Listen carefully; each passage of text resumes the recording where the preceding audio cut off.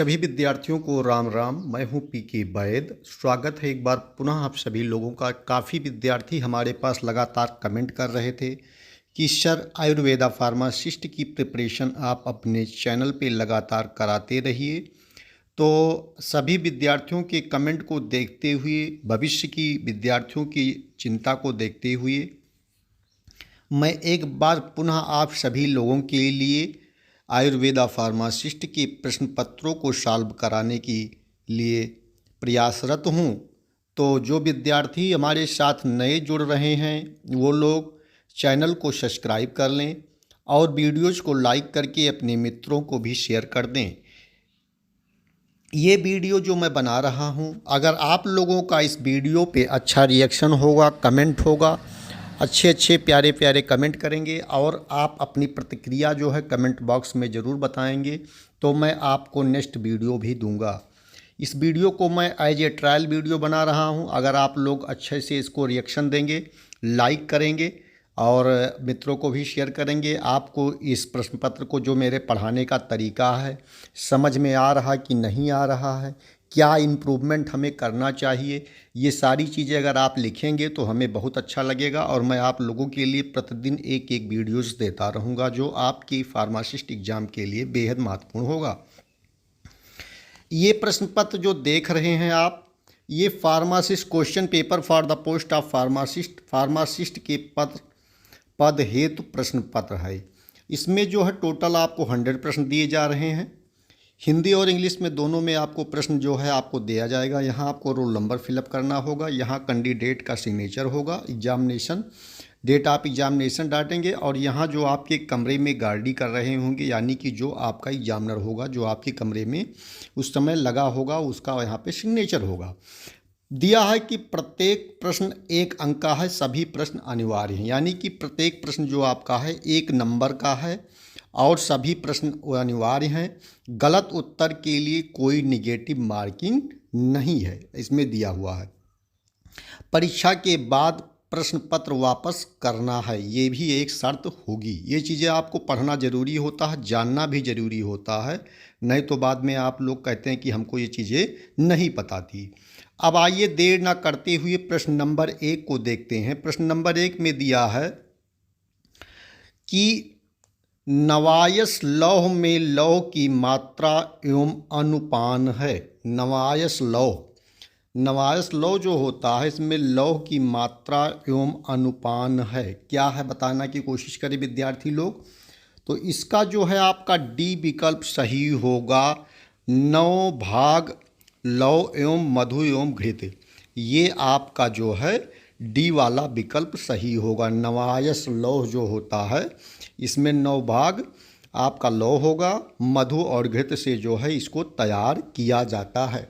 अब नयास लय के बाद में एक आप लोगों से मैं प्रश्न पूछ रहा हूं कि सप्तामृत लौह का प्रयोग किन व्याधियों में किया जाता है। ये आप लोगों के लिए HW है, जो विद्यार्थी जान रहे हैं उसको आप कमेंट बॉक्स में लिख सकते हैं अपने ज्ञान को चेक करने के लिए। प्रश्न नंबर 2 है शीतोप्लादी चूर्ण में पिपली एवं शर्करा का अनुपात है। शीतोप्लादी चूर्ण का प्रयोग किसमें किया जाता है ये भी आप बता दीजिए अगर जानते हैं तो। इसका आपका ये विकल्प सही होगा 1:4। शीतोप्लादी चूर्ण में पिपली और शर्करा का अनुपात कितना है 1:4, यानी ये विकल्प आपका करेक्ट होगा।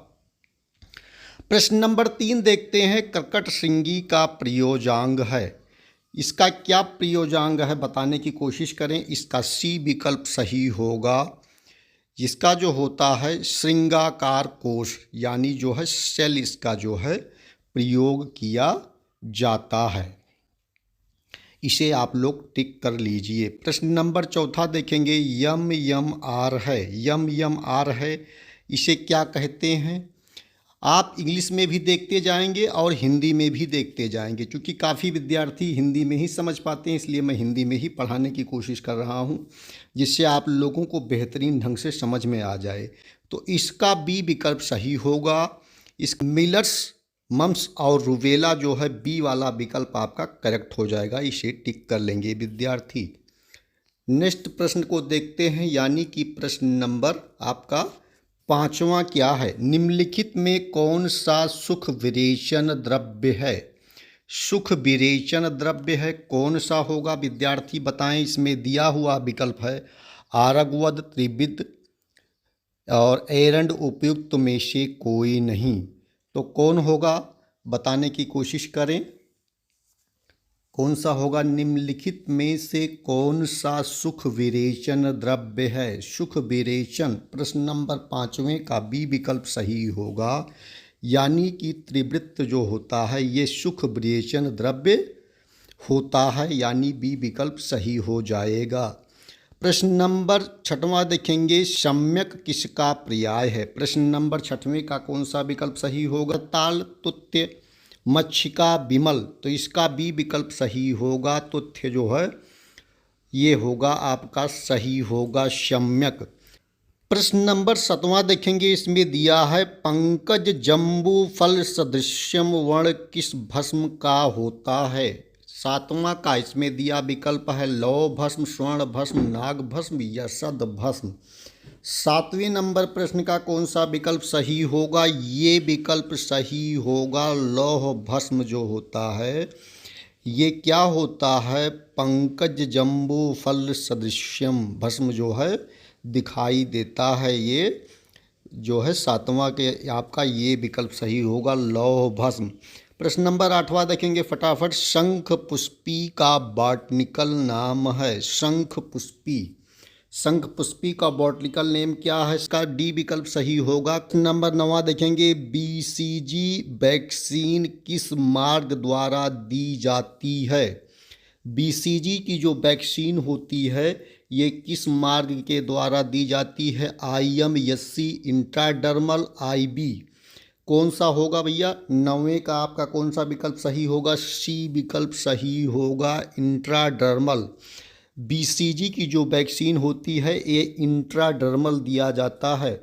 उसके बाद प्रश्न नंबर 10वां देखेंगे, इसमें दिया है night blindness is due to deficiency of vitamin, यानी जो है रतौंधी जो होता है इसका जो है नाइट ब्लडनेस में कौन सा विटामिन जो है जिम्मेदार होता है। Vitamin A, vitamin B12, vitamin C और विटामिन D। 10वें का कौन सा हो जाएगा ये विकल्प विटामिन ए। नाइट ब्लडनेस जो होता है रतौंधी जिसे बोला जाता है इसके लिए क्या जिम्मेदार है, विटामिन ए। इसे टिक कर लेंगे।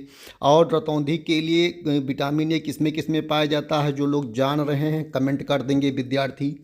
प्रश्न नंबर 11वां देखेंगे, जीएमपी क्या होता है। 11 नंबर प्रश्न का बता देंगे।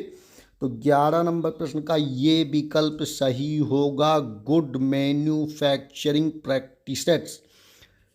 तो है ये आपका ये विकल्प सही हो जाएगा। GMP सर्टिफाइड होना चाहिए। देखिए दिया है कि वरा किसका पर्याय है। इसमें दिया है त्रिफला, त्रिकटु, शतावरी और वासा। किसका पर्याय है। प्रश्न नंबर 12 का ये विकल्प सही होगा त्रिफला। हरण, वहेड़, आंवला जो होता है उसे त्रिफला बोला जाता है। इसका पर्याय जो है वरा से भी लिया जाता है, इसे भी ध्यान रखेंगे, गलत नहीं करेंगे विद्यार्थी। एक एक प्रश्न आप लोगों के लिए महत्वपूर्ण है, इसे ध्यान में रखते हुए आप लोग अपनी तैयारी को लगातार कंटिन्यू जारी रखिए। प्रश्न नंबर 13 बहुत ही महत्वपूर्ण है, वेरी इंपॉर्टेंट प्रश्न है। इसमें दिया है कि आरोग्यवर्धनी वटी का मुख्य घटक अधिकतम मात्रा है। आरोग्यवर्धनी वटी जो होता है इसका मुख्य घटक की अधिकतम मात्रा और मुख्य घटक क्या है या अधिकतम मात्रा क्या है। तो इसमें दिया है त्रिवृत्त, निम्ब, कुटकी और चित्रक। क्या होगा बताने की कोशिश करें। प्रश्न नंबर 13 का क्या होगा भैया। कालिया 13 क्या होगा बताइए फटाफट, जल्दी जल्दी बताइए। 13 नंबर प्रश्न का सी विकल्प सही होगा कुटकी होता है। क्या होता भैया कुटकी। आरोग्यवर्धनी वटी का जो है मुख्य घटक क्या है कुटकी। प्रश्न नंबर 14 देखेंगे, चूर्ण द्रव्य किसका पर्याय है। चूर्ण जो द्रव्य होता है ये किसका पर्याय है? स्वारस, कल्क, चूर्ण, फांट। 14 नंबर प्रश्न का कौन सा विकल्प होगा? स्वारस, कल्क, चूर्ण और फांट। 14 नंबर प्रश्न का कौन सा विकल्प होगा? फटाफट बताने की कोशिश करें। तो इसका डी विकल्प सही होगा, फांट बोला जाता है। चूर्ण द्रव्य किसका पर्याय है? फांट का। सबसे छोटा कैप्सूल माप है, सबसे छोटा कैप्सूल माप है। 15 नंबर प्रश्न का कौन सा विकल्प सही होगा विद्यार्थी? डी विकल्प सही होगा। 5 नंबर जो होता है, 5 जो है इसका जो है कैप्सूल सबसे छोटा माप होता है। प्रश्न नंबर 16वां देखेंगे। 16 नंबर प्रश्न में दिया है AH2 है, क्या है? हड़ताल है, मनशिला है, नाग है, ताम्र है। 16 नंबर प्रश्न का कौन सा विकल्प सही होगा विद्यार्थी बताने की कोशिश करें। इसका बी विकल्प सही होगा, मनशिला। AH2 जो है ये मनशिला होता है, इसे टिक कर लेंगे, बी विकल्प सही हो जाएगा। 17 है यसद है, यमजी ZNCUSN, यसद, यसद बोला जाता है का। इसका क्या होगा भैया? 17 नंबर प्रश्न का बी विकल्प सही होगा, ZN। जिंक को यसद भी बोला जाता है, टिक कर लीजिए विद्यार्थी। उसके बाद में 18 नंबर प्रश्न देखेंगे। लिपिड सल्यूबल विटामिन है, लिपिड सल्यूबल विटामिन है। 18 नंबर प्रश्न का ये विकल्प सही होगा, ये और डी। लिपिड सल्यूबल विटामिन क्या है? जो लिपिड में डिजॉल्व हो जाता है, ये और डी विटामिन जो होता है ये लिपिड में डिजॉल्व हो जाता है, सल्यूबल हो जाता है, इसीलिए इसे लिपिड सल्यूबल विटामिन कहा जाता है। नंबर 19वां बहुत महत्वपूर्ण है, मार्किंग नट है। 19वां नंबर प्रश्न बता देंगे भैया। वसना, भलांतक, कुचला और नारिकेल क्या होगा? 19वें का कौन सा विकल्प सही होगा? बी विकल्प सही होगा, भलांतक। देखेंगे यवक्षार निर्माण में जल की मात्रा कितनी लेना है? यवक्षार निर्माण में जल की मात्रा कितना लेना है? 20 नंबर प्रश्न का कौन सा विकल्प सही होगा? बी विकल्प सही होगा, यानी कि यवनाल भस्म से 6 गुना। क्या होगा भैया? यवनाल भस्म से 6 गुना की मात्रा में जल की मात्रा लेंगे। सारंगधर अनुसार चूर्ण की सावीरता अवधि है, तो इसका क्या होगा? ये विकल्प सही होगा, 2 मास। मारती सारंगधर ने कितना बताया है? सावीरता अवधि 2 महीने बताया है। प्रश्न नंबर 22 देखेंगे। नाको संबंधित है, नाको जो है किससे संबंधित है बताने की कोशिश करें। 22वां नंबर प्रश्न का कौन सा विकल्प सही होगा? ये आपका डी विकल्प सही होगा, एड्स। एड्स से संबंधित है। एक प्रश्न यहाँ और बनने के चांस रहते हैं कि एड्स का फुल फॉर्म क्या होता है? एड्स का फुल फॉर्म क्या होता है? तो इसका होता है एक्वायर्ड, ए से एक्वायर्ड, आई से इम्यूनो, डी से डिफिशियंसी, एस से syndrome. Acquired immuno deficiency syndrome, इसे भी ध्यान रखेंगे। नंबर 23 देखेंगे। रेसरपिन पाया जाता है, किसमें पाया जाता है? सर्पगंधा, अश्वगंधा, तीक्ष्णगंधा और दुगंधा किसमें पाया जाता है? 23 नंबर प्रश्न का कौन सा विकल्प होगा? ये विकल्प सही होगा, सर्पगंधा में पाया जाता है। अब आप लोग यहाँ फटाफट कमेंट कर देंगे कि सर्पगंधे का जो पौधा होता है इसका उपयोग किन व्याधियों में होता है। जो विद्यार्थी जान रहे हैं फटाफट कमेंट कर देंगे। ये दिया है कि चंद्र ग्रह का रत्न है, कौन सा होगा? इसका बी विकल्प सही होगा, मुक्ता। मुक्ता यानी कि मोती जो होता है ये चंद्रमा का रत्न होता है, टिक कर लेंगे।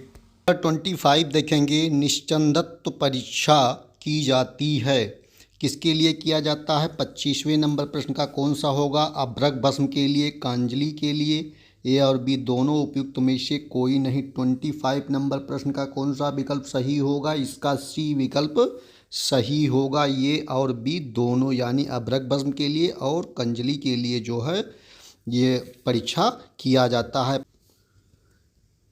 प्रश्न नंबर 26 देखेंगे, वाद्राश्म है तो इसका कौन सा विकल्प सही होगा? तो एनिमल जो है, फॉसिल्स जो है वर्दाश्म जो है कहा जाता है, इसे जो है नोट कर लेंगे। प्रश्न नंबर 27, फीबर नट है, फीबर नट है क्या है भैया?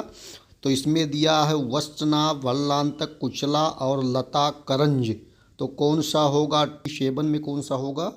तो 27 में आपका डी विकल्प सही होगा, लता करंज, इसे फीबर नट भी कहा जाता है। प्रश्न नंबर 28 देखेंगे, इसे दिया है प्रधानतम यंत्र है, प्रधानतम यंत्र है 28 का ये विकल्प सही होगा, हस्त जो होता है ये प्रधानतम यंत्र होता है। तो इस तरह से विद्यार्थी हमने आपको 28 नंबर प्रश्नों तक सॉल्व कराया है। यदि आप लोगों का सुझाव रहेगा, आप लोग अपनी अपनी प्रतिक्रिया कमेंट में बताएंगे और जो प्रश्न मैंने पूछा है उसके विकल्प को भी आप टिक करेंगे, या प्रश्नों को मैंने जो बताया पूछा है उसमें आप लोग को HW दिया उसको भी अगर आप लोग उसका जो है कमेंट करेंगे, अपनी प्रतिक्रिया और सुझाव देंगे, तो मैं आप लोगों को आगे भी प्रश्न पत्रों को जो है सॉल्व कराऊंगा। इसके जो है 100 प्रश्नों को सॉल्व कराऊंगा, इसके आगे भी प्रश्नों को कराता रहूँगा। तो जैसा भी है आप अपना सुझाव कमेंट बॉक्स में ज़रूर लिखें। धन्यवाद।